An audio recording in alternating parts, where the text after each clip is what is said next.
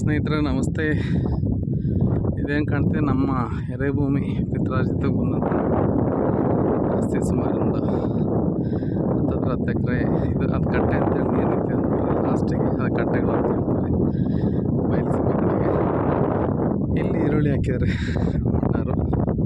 ಇವೆಲ್ಲ rain drip ಅಂತೇಳಿ ಈ ಥರ ಸುಲಭವಾಗಿ ಮುಂಚೆ ನೀರು ಹಾಸೋಕ್ಕಾಗ್ತಿರ್ಲಿಲ್ಲ, ತುಂಬ ಕಷ್ಟ ಆಗೋದು. ಎರೆಭೂಮಿಲಿ ಒಂದು 3 ಗಂಟೆ ಕರೆಂಟ್ ಕೊಡ್ತಾರೆ ಸರ್ಕಾರದವರು. ನಾಚಿಕೆ ಗೇಡಿನ ವಿಷಯ ರೈತರಿಗೆ. ರೈನ್ ಡ್ರಿಪ್ಪು ಈ ಥರ ಬೀಳುತ್ತೆ ನೋಡಿ,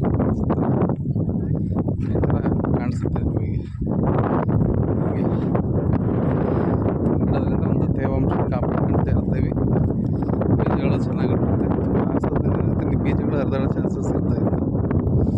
ಇದು ಸ್ವಲ್ಪ ಸುಲಭ ಕಾಣಿಸ್ತಾ ಇದೆಯಲ್ಲ, ಈ ಥರ ಮಣ್ಣು ತೇಲ್ಕೊಂಡು ಹೋಗಲ್ಲ, ಕೊಚ್ಕೊಂಡು ಹೋಗಲ್ಲ, ತುಂಬ ಕ್ಲೀನಾಗಿ ಬೀಳುತ್ತೆ. ಈ ಥರ ಆಗುತ್ತೆ. ಸಣ್ಣಗೆ ನಿಧಾನಕ್ಕೆ ನೀರು ಬೀಳ್ತಾ ಇರೋದ್ರಿಂದ ತುಂಬ ಅನುಕೂಲ. ಇದು ಒಂದು 200 ಮೀಟ್ರ್ ಒಂದು ಬರುತ್ತೆ. ಅದಕ್ಕೆಲ್ಲ ಒಂದೊಂದು ನಲ್ಲಿ ವ್ಯವಸ್ಥೆಗಳು ಮಾಡಿರ್ತಾರೆ ಪ್ರತಿಯೊಂದು ಇದಕ್ಕೂ.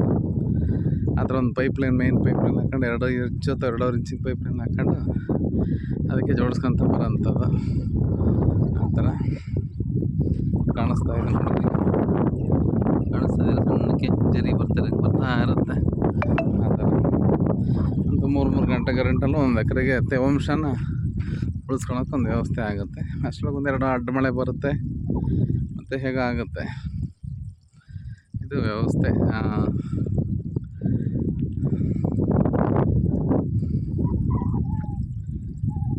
ನೋಡೋಣ ಮುಂದೆ ಮತ್ತೆ ಬೆಳೆ ಏನೇನಾಗುತ್ತೆ ಅಂತ ನೆಕ್ಸ್ಟ್ ವೀಡಿಯೋಗಳಲ್ಲಿ ತೋರಿಸ್ತಾ ಹೋಗ್ತೀನಿ. ಮಾಡಿದರೆ ಕಾಣಿಸ್ತಾ ಇದೆಯಲ್ಲ.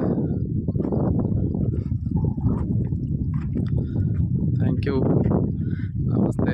ಮತ್ತೆ ಮುಂದಿನ ವೀಡಿಯೋಕ್ಕೆ ಕಾಯೋಣ ಈರುಳ್ಳಿ ಹೇಗೆ ಬರುತ್ತೆ, ಏನಾಗುತ್ತೆ ಅಂತ ಹೇಳಿ.